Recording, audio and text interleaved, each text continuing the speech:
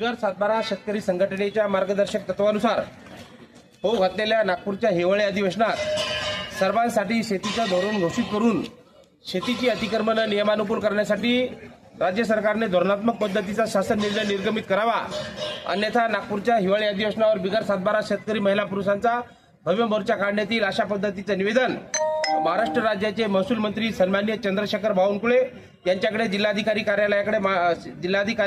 कार्यालयामार्फत सादर केलेला आहे। यापूर्वी महाराष्ट्रामध्ये राष्ट्रीय लोकशाही आघाडीचे सरकार असताना त्या सरकारचे मुख्यमंत्री सुद्धा देवेंद्र फडणवीस होते।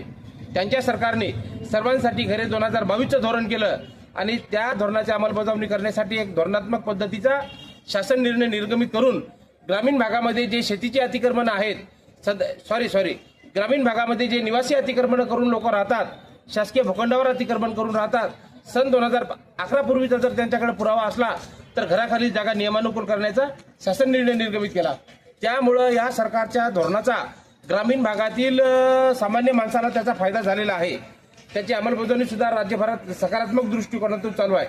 त्याच धर्तीवर या सरकारचे सन्माननीय महसूल मंत्री चंद्रशेखर बावनकुळे यांनी होऊ घातलेल्या नागपूरच्या हिवाळी अधिवेशनात सर्वांसाठी शेतीचं धोरण घोषित करून शेतीची जी अतिक्रमण आहेत सदर अतिक्रमण नियमानुकूल करण्यासाठी धोरणात्मक पद्धतीचा शासन निर्णय निर्गमित करावा, अशा पद्धतीची मागणी आम्ही या बुलढाणा जिल्हाधिकारी कार्यालयामार्फत महाराष्ट्राचे महसूल मंत्री चंद्रशेखर बावनकुळे साहेबांकडे केलेली आहे।